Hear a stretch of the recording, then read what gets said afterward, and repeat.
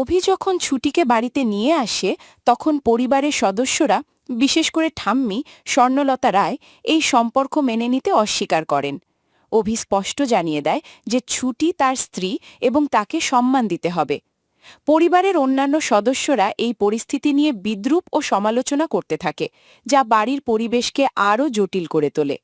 ঠাম্মি কোনো আচার অনুষ্ঠানে অংশ নিতে না চাইলেও অভি তাকে আবেগীয়ভাবে বাধ্য করে নিচে নিয়ে আসে। এমনকি তিনি নিচে না এলে অভি তাকে কোলে তুলে নিয়ে যাওয়ার হুমকি দেয়। শেষ পর্যন্ত ঠাম্মি উপস্থিত হতে রাজি হন, যদিও তিনি বারবার বিরক্তি প্রকাশ করেন এবং এই বিয়েকে একটি অন্যায় হিসেবে গণ্য করেন। বাড়ির প্রথা অনুযায়ী চাল খুঁড়ি ও টোপর খেলা অনুষ্ঠিত হয়।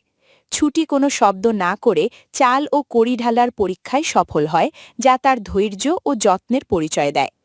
এরপর জলের পাত্রে অভির টোপর ও ছুটির মুকুটের শোলা ভাসিয়ে তাদের মিলমিশ পরীক্ষা করা হয়।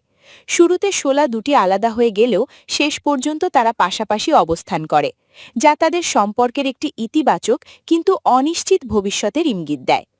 পুরো বিষয়টি কেবল একটি সামাজিক অনুষ্ঠান নয়, ছুটির জন্য এটি তার বাবার মুক্তির একটি উপায়। এটি একটি শর্তের বিয়ে, যা মাত্র 1 বছরের জন্য স্থায়ী হওয়ার কথা। ছুটি নিজেকে অপরাধী মনে করে, কারণ সে সবাইকে ধোঁকা দিচ্ছে। অন্যদিকে অভি তাকে তার কেরিয়ার এবং ক্রেডিবিলিটি নিয়ে প্রশ্ন না তোলার জন্য সতর্ক করে দেয়। রায়বাড়ির এই বিয়েটি মূলত আবেগ ও শর্তের এক জটিল সংমিশ্রণ। একদিকে আচারের মাধ্যমে ছুটিকে বরণ করার চেষ্টা চলছে, অন্যদিকে ঠাম্মির ঘৃণা এবং ছুটির মনের ভেতরের অপরাধবোধ এই সম্পর্ককে এক অনিশ্চিত গন্তব্যের দিকে ঠেলে দিচ্ছে।